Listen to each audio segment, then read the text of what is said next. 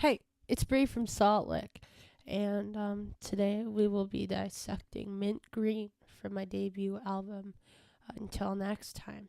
Now, this is the demo version, I would say, because it isn't mixed all the way as far as I'm concerned. Let me stop this from monitoring because please don't.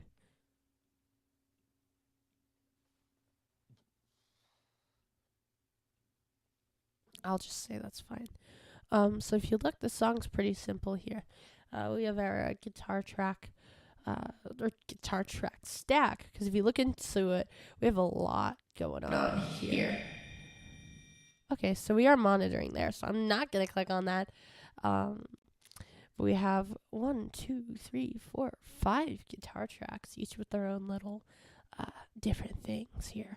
And then we have our little bass track, which you can see the beginning doesn't have bass at all, but the rest of the song does. We have our drum tracks here, which originally was programmed,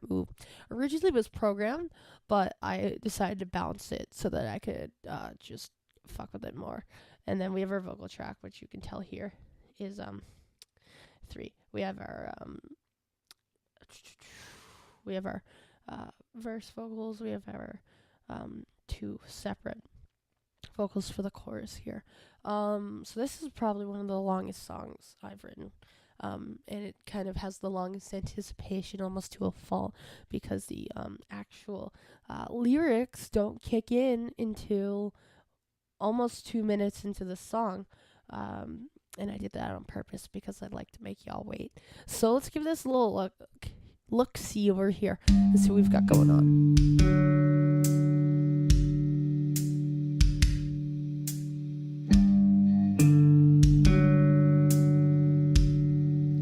Now we're going to jump.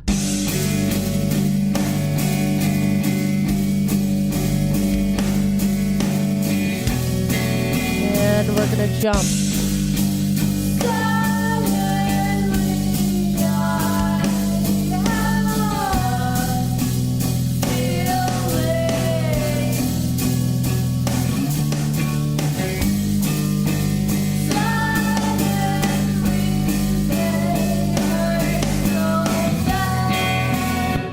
Would have done it. I don't know why I was wondering why it sounded so bare. That's because half that fucking guitar track was pulled back. That's fucking weird. There you go.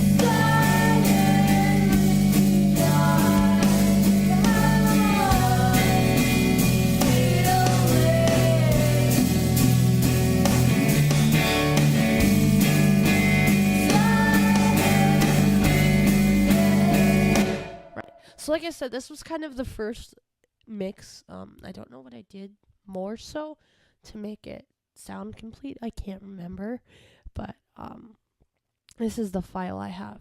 So we're just gonna dive right in here. We're gonna start with the drums because there isn't really anything I have on here besides just like a reverb or room reverb on bus 3. So I mean, just simple drums and hats here. I mean, kicks and hats. Then we go into the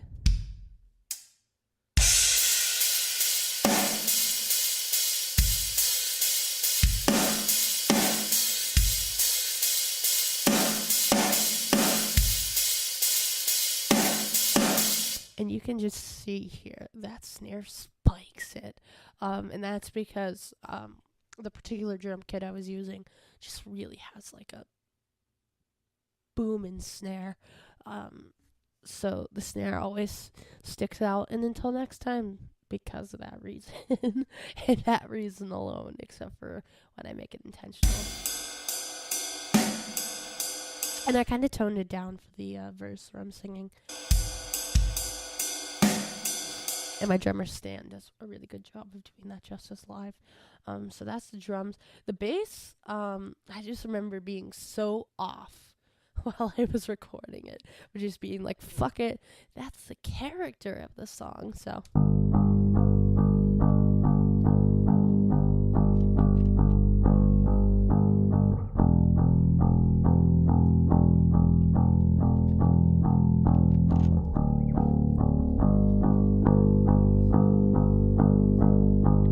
So you have some basic EQ over here and a compressor that's just slamming it and not really letting it breathe. But I think that's what I wanted, because it's just supposed to be in your goddamn face. This whole song is about being in your goddamn face. That's really what I wanted it to be, just really close, really just big, especially towards that end there here.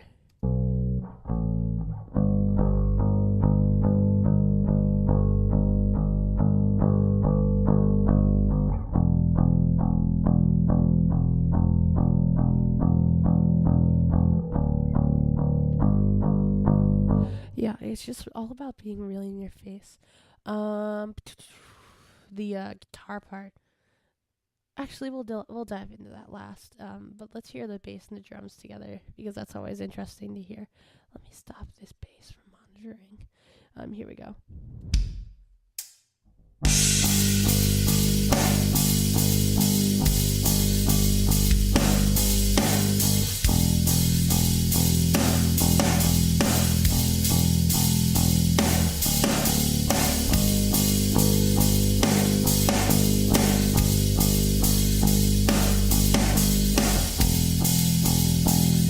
Right, and looking back, what I probably should have done is I probably should have sidechained another compressor.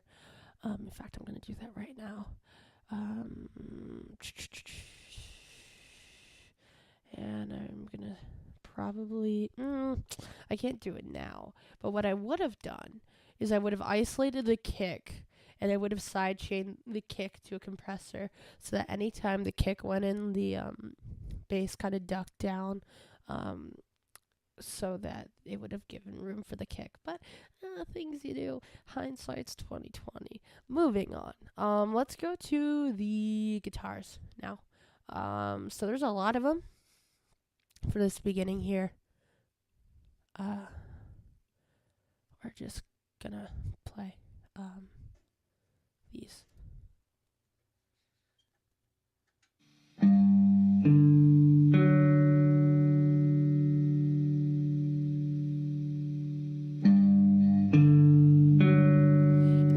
You can hear the hum of our AC, because I recorded in my basement and our AC is really loud and I didn't have any acoustic treatment, so you get to hear the hum of the AC. Yeah, and then this other guitar kicks in.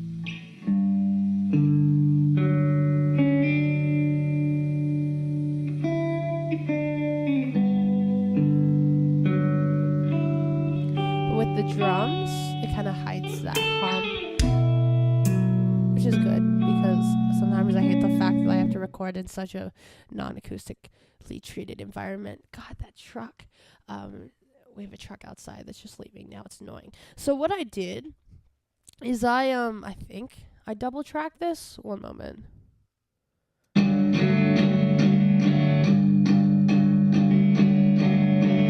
Yeah, so I double tracked it and panned it pretty hard left and right, so that it kind of felt like more than one guitarist is playing. I do that a lot with my songs. In fact, one of these new demos I have floating around, see if you can find it. You probably won't, but I do have a new demo floating around somewhere, and I triple tracked the guitars to make it just sound full. And so I did that here with Mint Green.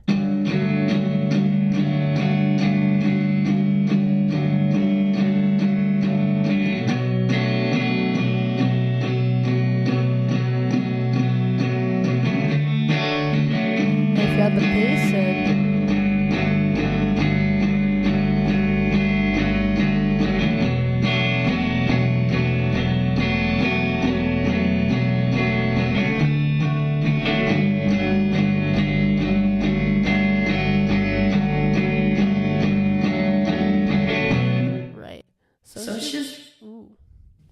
never mind that. It's just very in your face, just guitars.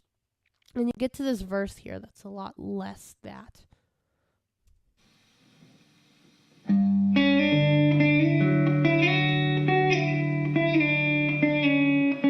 if you're looking this particular guitar part, I couldn't recreate it if I tried, because it was literally just me ad-libbing along one string to the key of the song.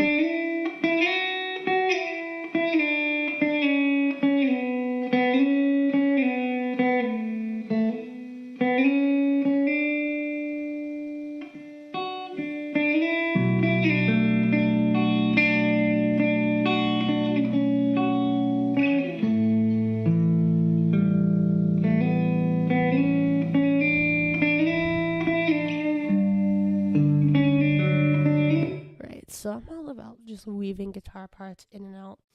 Um, so that part was just a complete ad lib. I couldn't tell you how to play it again. So we get to the chorus, same kind of deal.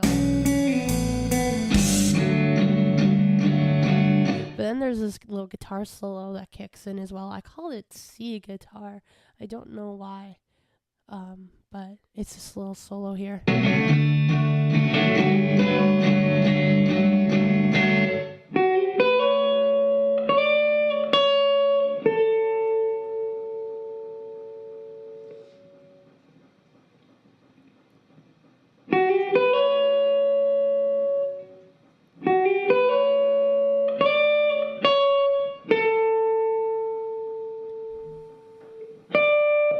Which, if you saw me play this song, the only time I played that solo, I think ever, was whenever I opened for Barely Civil.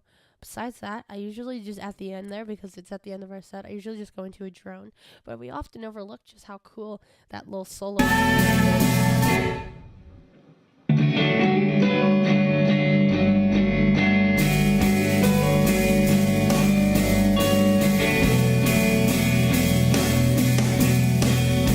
Because these guitars are panned so hard left and right, it's in the middle, so it kind of grabs your attention. So that's pretty much all the guitar parts. For the guitar parts, I just did some simple compression and EQ. I really took out, if you look at the EQ band I have here,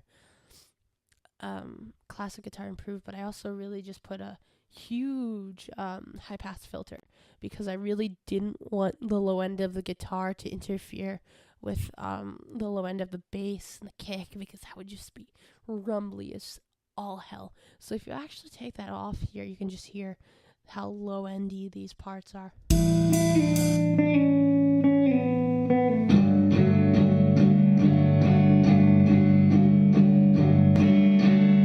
It also brings up that mid-range, which I really enjoy. It kind of makes it clear. Now for the concept of vocals. If I head over this vocals here, I just have a noise gate because I was very noisy in the room I was recording in terms of that AC hum, a de-esser, my good old friend, the Greg Wells voice centric I got from Waves. Just really enjoyed that. Have a little double on it, a little reverb on it, lots of intensity on the compression there. And then I also send it to the same room bus that my drums are. So let's see. So here's the So it seems you've got the best of me while you're and this entire album actually was just recorded into an SM57 clone, which I'm surprised, because usually I would go with my condenser microphone I have, but I just never felt like bringing it out, so I just recorded everything through my SM57 clone I have that I got for like $10 on Amazon. But the interesting thing is the chorus here, because I do have two vocal parts going at the same time, which took me forever to write. Suddenly I have feelings.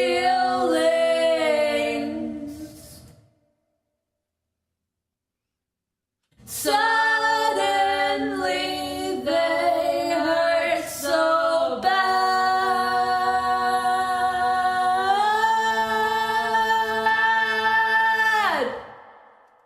Right. So I never ever ever have someone sing that part with me, though. That would be really neat because I really worked hard on getting that right, because I never normally do harmonies in my songs. So let's just.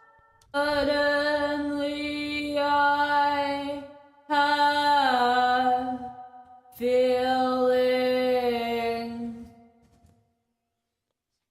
You can hear that noise gate was a little too much there, but once I said before, hindsight is 2020. Suddenly they hurt so bad. Which, like, it sounds pretty horrible on its own, actually. Like, it actually sounds pretty bad. But if you pair it with that top main vocal. Suddenly I have feelings. It sounds pretty cool, right? That was the first time I ever experimented with, like, harmonizing with myself, which I do a lot more often in these upcoming demos that I have coming. Just you wait.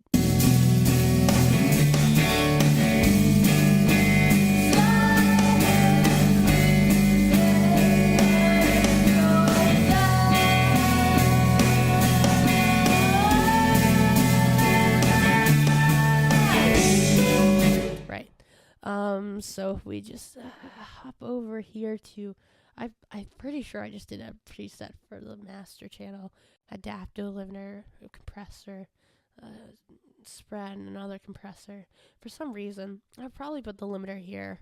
And actually, you know what I'm gonna do? We're gonna do this. I don't know why I had two compressors. I have a platinum analog tape, a studio clipper. Huh. Weird. I'd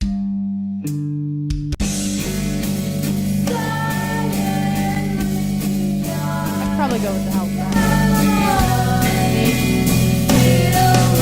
So without those, it's just crushed. I don't remember why. So let me take off that stereo spread. Now you're gonna see me doing some experimenting here. So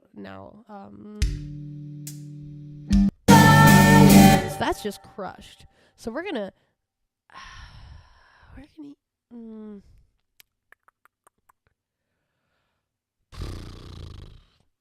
You know what I'm gonna do? What am I going to do? I'm just gonna limit the shit out of it right now, just for the fucking fuck of it. So let's just pull out our brick wall limiter here. And go and show you the power of a limiter. So let's make our output level about like 1.3, 1.2. Let's go to this chorus here. Get ready.